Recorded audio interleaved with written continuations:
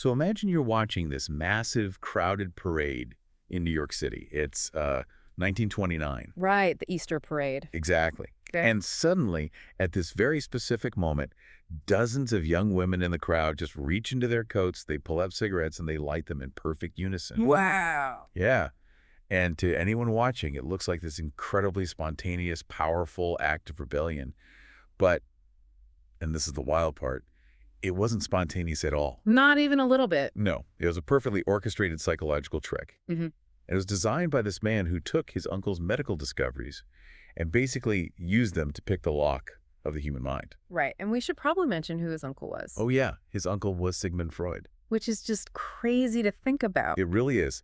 And the blueprint he created that day, it's the exact same one controlling, like, your social media feed right now. It is a chilling realization when you actually see the connection. I mean, it suggests that the whole digital environment we navigate every single day, the notifications, the endless scrolling, the urge to buy stuff, it was intentionally engineered to bypass our rational minds. Completely engineered. Yeah, we walk around assuming we are entirely in control of our choices. But this century-old framework was designed specifically to make sure we aren't. And that is the mission of our deep dive today. We are exploring the hidden history of how human psychology was literally weaponized for mass manipulation. It's a heavy topic. It is, but we aren't just going to sit here and admire the problem. We're also going to uncover a surprisingly simple, deeply cultural antidote to all this modern information overload. Right, the defense mechanism. Exactly.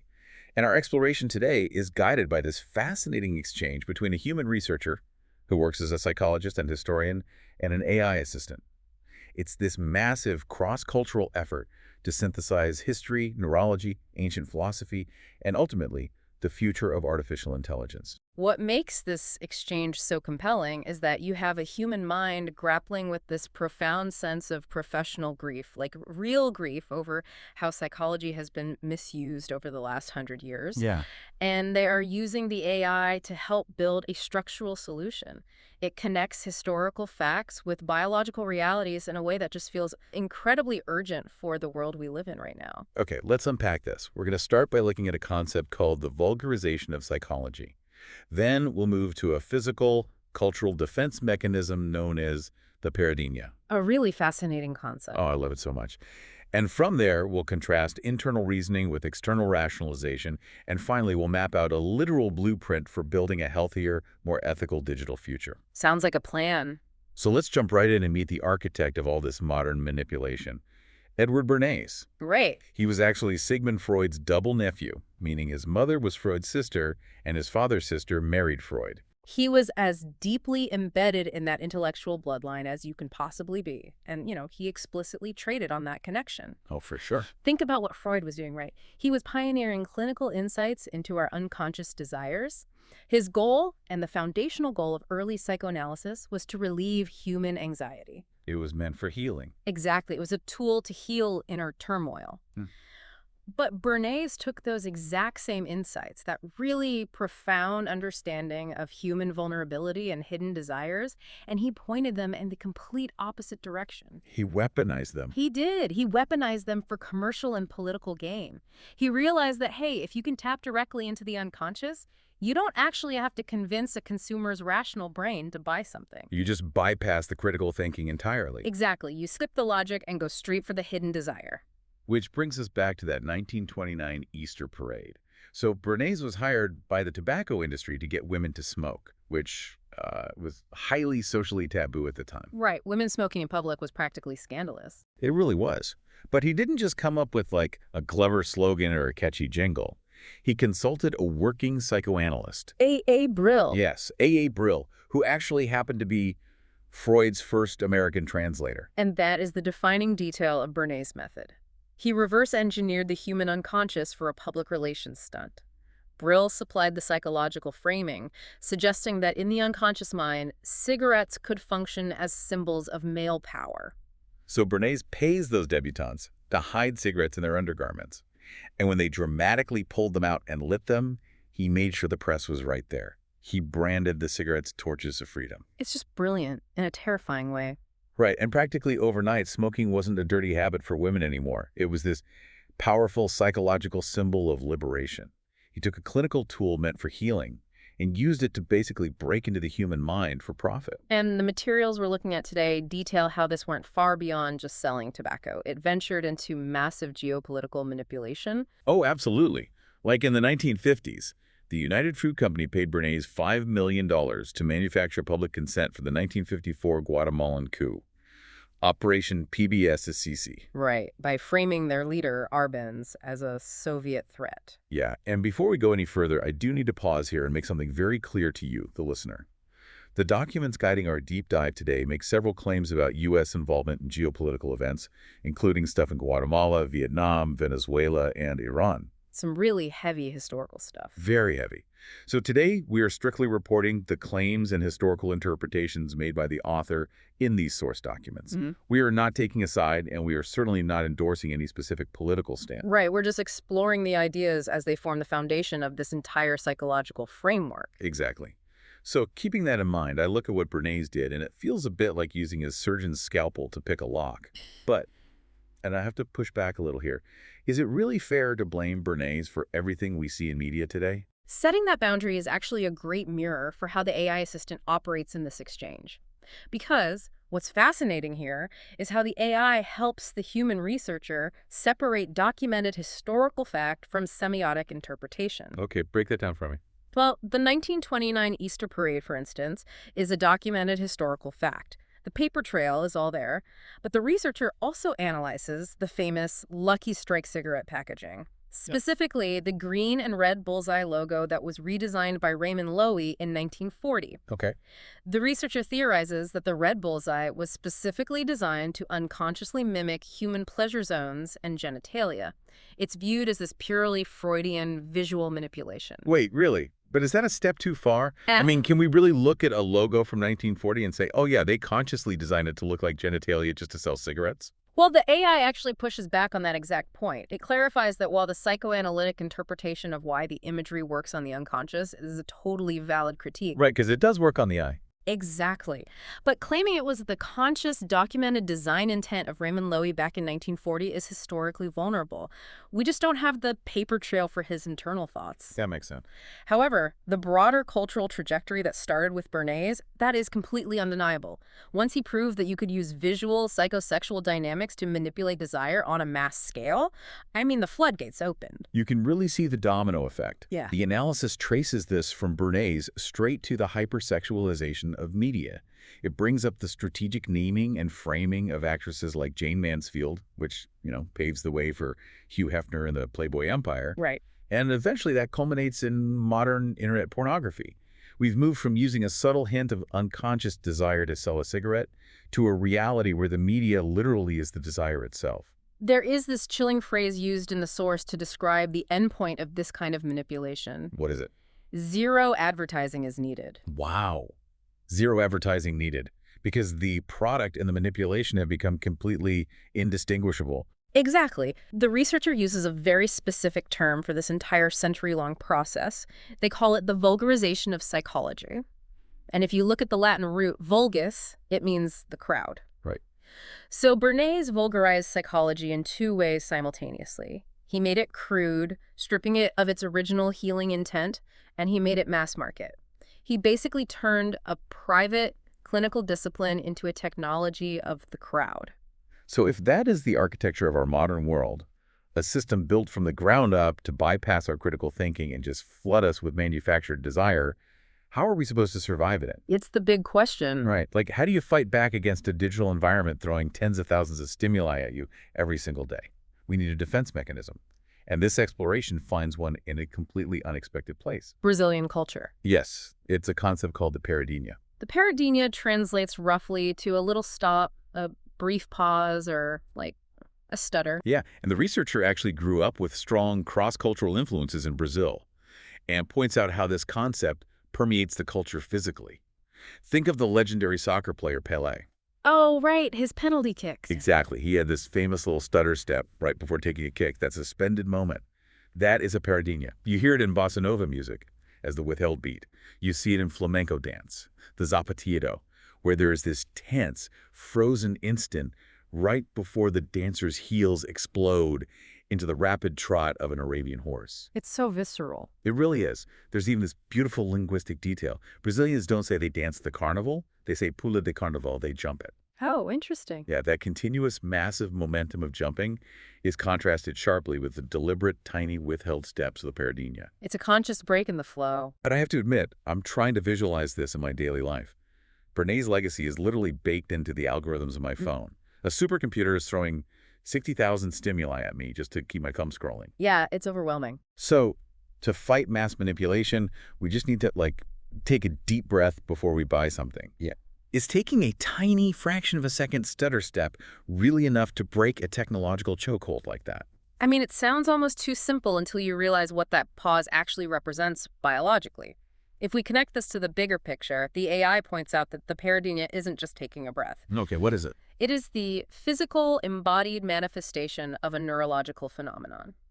The researcher refers to this concept as PCCH, which essentially describes a precognitive pause. Precognitive, so before you even think. Yes. We are talking about a microscopic window, about 1/60th of a second between the moment a stimulus hits your brain and the moment your motor cortex actually fires a reaction. 1/60th of a second. The crucial insight here is that this 1/60th of a second is not an absence of movement. It is the exact physical space where the choice of the next movement actually lives. Wow, it's the literal gap where free will happens. Exactly. And if you remove the gap, you remove the choice. And that changes the whole equation of how we view our digital lives. Bernays' concept of the engineering of consent works precisely by flooding the brain with so much continuous stimuli that this microscopic pause never gets a chance to happen. It just bulldozes right over it. Right. If you never pause, your brain never engages its critical reasoning. You just follow the momentum of the manipulation. So the paradinha is the neurological antidote to stimulus flooding. Here's where it gets really interesting. The analysis connects this biological pause to ancient philosophy, tracing it all the way back to Socrates. Right, the inner voice. Yeah, Socrates constantly talked about having an inner voice, which he called a daimonion. But the fascinating thing about this inner voice is that, according to Socrates, it never told him what to do. It only ever interrupted him. Exactly. It only ever said stop or pause before he made a wrong step. That is the philosophical equivalent of that 1/60th of a second neurological pause. Yeah. It's a conscience that functions by hesitation rather than by, commandment. It stands as the earliest Western testimony of this precognitive stop, and the researcher uses this concept of the inner check to group Socrates into what they call an axial quartet of thinkers. I love this framing so much. Me too. The quartet is Socrates, Confucius, Lao Tzu, and Buddha. What unites these four historical figures is their profound reliance on internal reasoning, reflection, introspection. For all of them, the primary check on their behavior and how they engaged with the world came from the inside out. But Plato's approach, who was Socrates' most famous student, obviously, creates this massive philosophical loophole. The text points out a profound historical irony here. Yeah, this is crazy. Plato's entire life was basically an act of devotion to Socrates. Yet the philosophical system Plato built externalized everything that Socrates kept internal. He completely flipped it. He did. Plato took that inner voice, that paradinha, and replaced it with a vast external architecture of ideal forms. He turned the inner check into an external rulebook. And this shift from internal reasoning to external rationalization is incredibly dangerous. Because when you rely on rationalization, you are constantly looking for external justifications for your actions, completely bypassing your internal conscience. Right. If you're only checking your actions against an external rationale like, oh, it's good for the economy or it's what my client wants, you silence that inner voice. And when a brilliant mind does that, you get something highly dangerous. What does the framework call that? The source defines this as dark intelligence. Dark intelligence. Yeah, dark intelligence is highly rationalized intelligence that is used exclusively for personal or group achievement, with absolutely zero regard for the well-being of others. Wow. It is intellect completely divorced from sympathy, empathy, or what the text refers to as liansin, which is the Chinese concept of conscience. Which loops us right back to Edward Bernays. Yeah. Because he possessed this dark intelligence in abundance. I mean, he was undeniably brilliant. Genius, Yeah. really. But he used that intellect purely to manipulate the masses, without that internal paradinha stopping him to ask, hey, Is what I'm doing actually good for human beings? He rationalized his actions externally, but lacked the internal reasoning to see the psychological damage he was inflicting on society. So if Western psychology relies on these somewhat rigid frameworks to understand the mind like Freud's id, ego, and superego, how do other cultures handle this inner voice? Is there a healthier model to build that internal check back in? Well, the AI notes that this is a real gap in the Freudian structural model. The superego is often experienced as punitive or guilt-inducing. It's like a strict parent. Right. But the researcher introduces a cross-cultural concept called the alter ego. It sits near the superego, but instead of punishing you, it acts as a culturally furnished companion self. It's playful, it's an ally. The example given from Chinese tradition is the Monkey King, right? Yes, exactly. They view the Monkey King as this internalized cultural ally that helps a child navigate the world with a sense of playful conscience. We don't really have a direct equivalent in standard Western clinical psychology. Not at all. And from this cross-cultural perspective, the researcher develops a set of rules for ethical engagement. They call them the three conscience dynamics. Let's walk through those three dynamics Right. because they act as the exact structural inversion of Bernays' engineered consent. So, number one, kindness to all. Number two, goodness to those engaged. And number three, fairness, which is specifically defined here as shared consensus. I really want to highlight that phrase, Yeah. shared consensus. Because engineered consent, what Bernays did with the Easter parade, is basically figuring out which psychological buttons to push to make someone agree with you without them even realizing it. Right, it's trickery. Yeah. Shared consensus is putting all the cards on the table and building an agreement together. One is an act of manipulation, the other is an act of collaboration. And there is a very strict rule attached to this triad in the source material. Absolutely no rationalization can justify one person's unchecked desires over another's well-being. You just cannot use dark intelligence to trick someone into a consensus. So what does this all mean for us today?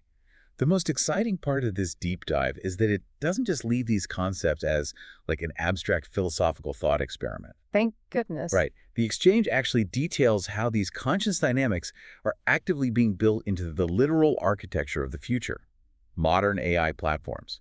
Specifically, it mentions platforms like openbooks.ai and pickweb.ai. Right, and pickweb.ai describes a visual evolution from the text-based internet. But the mechanics of how it operates are what really matter here. It is designed to be self-financed through systems called Merit Pay, Calendar, and K-Stamp. Let's explain how those actually function because it completely changes the incentive structure of the internet. Right now, most platforms run on an ad revenue model. To make money, they have to steal your attention, which means they have to bypass your Paradinha. You need you scrolling fast. Exactly. But Merit Pay flips the incentive. It allows the platform to be self-financed by users through direct value exchange. Calendar structures that value over time, and K-Stamp acts as a mechanism to authenticate it. So by removing the advertising model entirely, you completely remove the financial incentive for mass manipulation. It's huge. The platform literally doesn't need to use Bernays' tricks to keep you scrolling because your attention isn't the product being sold anymore. And this allows the educational engine running these platforms to operate totally differently. They don't just use standard artificial intelligence. They use what the framework calls wisdom intelligence, or WI. Wisdom intelligence. Yeah. And that acts as a guardrail. We can see exactly why this matters when we look at how young people interact with AI today. Think about a young user asking an AI a sensitive question, particularly regarding human sexuality. Right, which happens all the time. Right. And they are asking this in a landscape that is utterly saturated by that hypersexualized post-Bernays media world we talked about earlier. This is the ultimate test of the conscience dynamics in a technological setting. If you ask a raw, unfiltered AI a sensitive question, it will likely just scrape the internet and spit out the most highly ranked SEO-optimized answer it finds, regardless of the psychological impact on the kid. Because it doesn't have a conscience. Exactly. But wisdom intelligence works differently. It is designed to be archive first and professionally mediated. Meaning it pulls from vetted historical consensus rather than real-time gamified data. The immediate response mechanism isn't just to blindly answer the question, it's to determine the age, intelligence level, and language of the user first. The AI agents adapt. They might use role-playing or specific avatars like cartoon characters for younger kids to deliver the information safely. Which is incredible. This is where we see the triad in action as an actual operating system. Goodness to those engaged, that second dynamic, means that the safety and well-being of a young questioner always outranks simply providing a raw data dump. The system itself takes a pause. It executes a digital Paradinha and basically asks, what is actually good for this specific user in this specific moment? It completely refuses to use dark intelligence. It builds shared consensus by providing age-appropriate guidance. It's such a hopeful vision for the future of tech. It really is. We've covered an incredible amount of ground today. We started with the professional grief over how human psychology was vulgarized by Edward Bernays, twisted from a clinical tool of healing into a mass-market weapon of manipulation. A century of damage. Right. And then we explore the antidote found in the physical and neurological pause of the Brazilian Paradinha, representing that 1/60th of a second where human agency actually lives. We map the dangers of dark intelligence and external rationalization. And finally, we saw a tangible blueprint for building a culturally rich, ethically grounded conscience back into the AI systems that will educate the next generation. This raises an important question for all of us navigating this landscape right now. The architecture of our current digital world is designed to eliminate the pause. So cultivating your own inner daimonion, your own daily paradinha, it isn't just a mindfulness exercise anymore. It is a necessary, practical defense mechanism against dark intelligence. It really is. So I want to leave you with a thought to mull over as you go about your day and inevitably interact with a screen. If the advertising, the feeds, and the media we consume have been scientifically engineered for nearly a century to bypass our rational thought and directly target our deepest unconscious desires, the next time you feel a sudden, burning urge to buy something or click something or believe something, take that 1/60th of a second. Take a breath. Take a Paradinha and ask yourself, how much of what you think you want today is actually your own desire and how much of it is just the ghost of Edward Bernays? Such a great question. We'll see you on the next Deep Dive.